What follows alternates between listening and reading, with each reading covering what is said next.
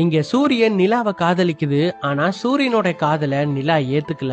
இதனால சூரியனோட கண்ணீர் நெருப்பு பந்தா மாறி பூமியில ஒரு இடத்துல வந்து விழுகுது. அது நெருப்பு பந்துல இருந்து மனித உருவத்துக்கு மாறுது. அப்ப சூரியனுக்கு பின்னாடி ஏதோ ஒண்ணு வந்து விழுகுது. அது என்னன்னு போய் பார்க்கல.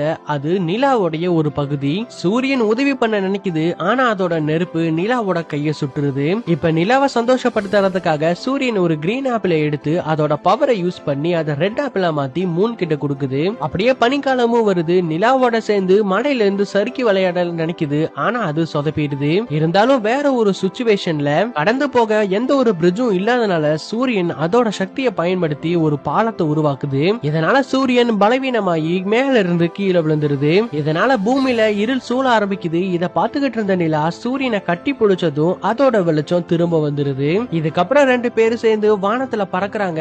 இந்த ஒரு நாள் தான் சூரிய கிரகணமா பார்க்கப்படுது.